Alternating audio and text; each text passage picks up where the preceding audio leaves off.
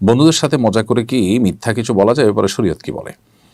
আমাদের তরুণদের অনেকের মধ্যে এই ব্যাধিটি বেশ মারাত্মকভাবে দেখা যাচ্ছে যে রসিকতা করে মিছামিছি তারা অসত্য কথা বলছেন, মিথ্যা কথা বলছেন এবং মনে করছেন যে এটা পার্ট অফ বিনোদন, এটা তো সিরিয়াস না, তাহলে গুনাহ হবে না। অথচ মিথ্যা এতটা ভয়াবহ অপরাধ, এত বড় গুনাহ যে সিরিয়াসলি মিথ্যা বলা তো গুনাহ বটেই, পাশাপাশি কেউ যদি রসিকতা করে দুষ্টমির ছলেও মিথ্যা বলেন সেটাও কিন্তু গুনাহ এবং কবিরা গুনাহ।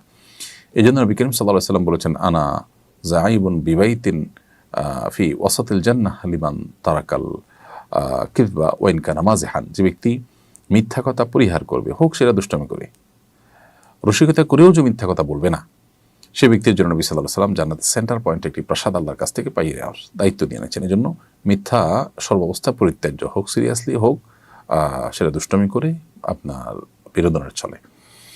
রসিকতা করে ইমানদার মুসলিম একজন মানুষ তিনি মিথ্যা কথা বলবেন না। একটু ঘুরিয়ে বলা, যেটা সরাসরি মিথ্যা নয়, সেটা ভিন্ন বিষয়। কিন্তু যেটা একেবারে ডাইরেক্ট মিথ্যা, সরাসরি মিথ্যা, যেটা একেবারে কাটা মিথ্যা, সেরকম কোনো মিথ্যা কথা বলা জায়েজ নাই। এমনকি রসিকতার ছলেও সেই জন্য কিন্তু গুনাহগার হতে হবে, আল্লাহর কাছে জবাবদিহি করতে হবে।